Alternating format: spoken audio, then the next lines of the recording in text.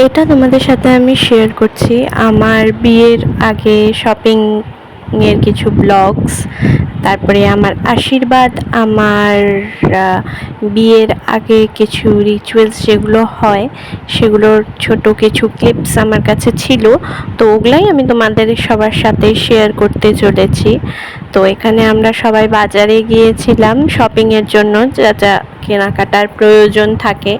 আর বিয়ের আগে কিছু মানে অনেক জিনিসপত্রেরও প্রয়োজন থাকে, সেগুলোই কেনাকাটা করতে বেরিয়েছিলাম। তো একদিনে তো আর হয় না, অনেক কিছুই কেনাকাটা থাকে। তো এগুলো আমি দেখছিলাম আমার বিয়ের পরে কিছু, মানে সবসময় তো আর শাড়ি পরা যায় না তাই। আর এখানে আমি আমার মা কালীর মন্দিরে পূজা দেওয়া হলো। বিয়ের আগে যা পূজা দেওয়া হয় সেটাই পূজা দেওয়া হয়েছিল, আমার বাবা দিয়েছিল। তো এখানে দেখতে পাচ্ছ সব সবজি টবজি কাটা হচ্ছে, কারণ সেদিন আমার আশীর্বাদ ছিল। আর এখানে একটা আমার স্পেশাল মোমেন্ট, যেটা আজকে দাঁড়িয়ে বুঝছি, আমার বাবা, দেখো আমার বাবা আসছে যাচ্ছে, এই মোমেন্টগুলোই সব জীবনে থেকে যায়। জীবনে মানুষ থাকে না, তবে মানুষ না থাকলেও মানুষের মর্মতাটা বোঝা যায় যে বাবা একটা মেয়ের জীবনে কতটা প্রয়োজনীয়। আজ বুঝতে পারি যে বাবা না থাকলে জীবনটা সত্যিই খুব ফাঁকা। তো যাই হোক, এখানে আমি আমার মেকআপ করছিলাম। মেকআপ টেকআপ অনেকটাই লং ছিল, তাই আমি এটাকে একটু শর্ট করে দিয়েছি, একটু স্পিড করে দিয়েছি। তো এখানে মেকআপ করছিলাম। নিজের মেকআপটা আমি নিজেই করতে ভালোবাসি, তাই আর সেদিন কোনো মেকআপ আর্টিস্ট বলিনি, সেদিনটা আমি নিজেই সেজেছিলাম। এখানে সাজতে সাজতে আমার মাও চলে এসেছিল, সবাই আসা যাওয়া করছিল, কারণ তখন অনেকটাই লেট হয়ে গেছে আর কি।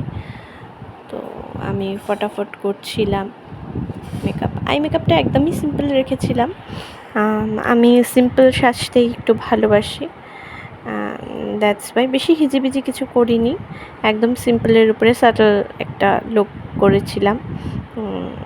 এই সাটল লুকটা আমার মতন কারা কারা সাটল একটা লুক ভালোবাসো আমায় জানিও। তো আস্তে আস্তে যে কটা ক্লিপ ছিল আমি সে কটাই দিয়েছি, কারণ অনেক দিনকার ভিডিও তো তাই আর কি।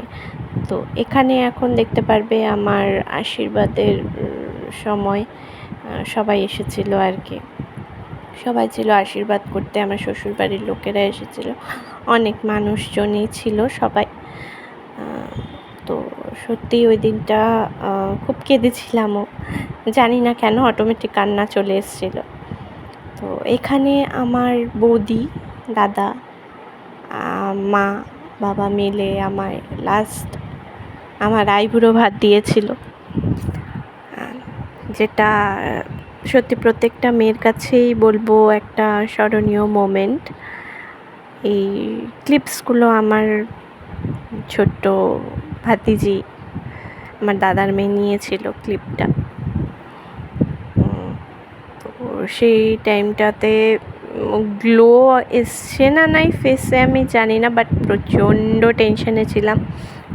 টেনশনে ছিলাম সেই মোমেন্টটাতে, কারণ একটা দিনই আর হাতে।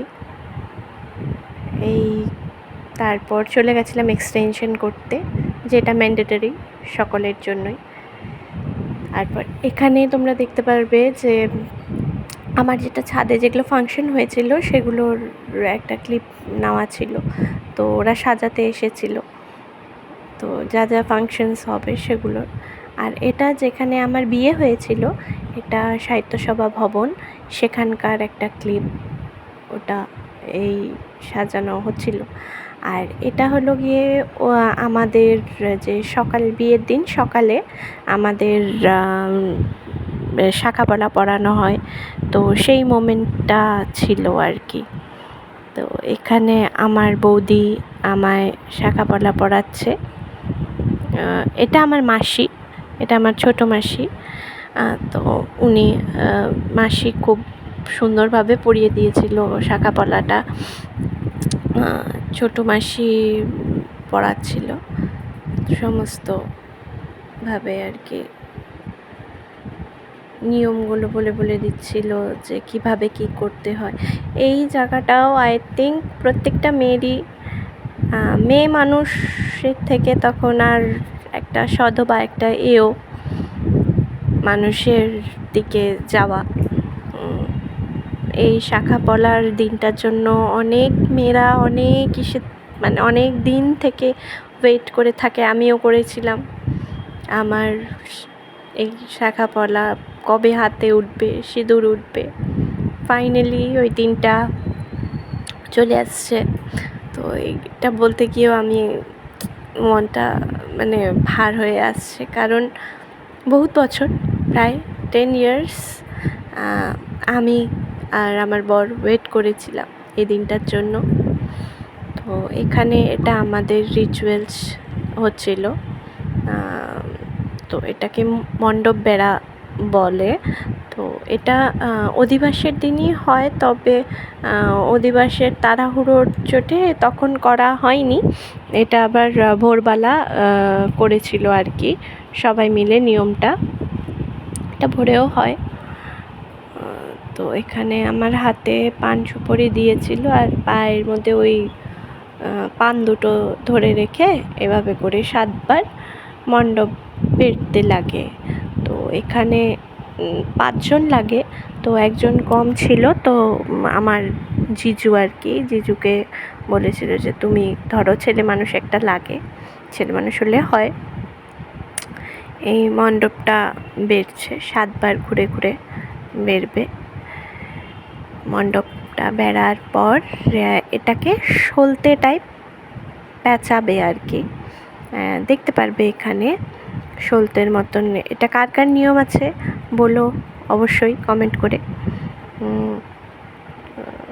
এটা করবে, করার পর দেখবে আমার মাথার উপর দিয়ে নিচ্ছে 7 টাইমস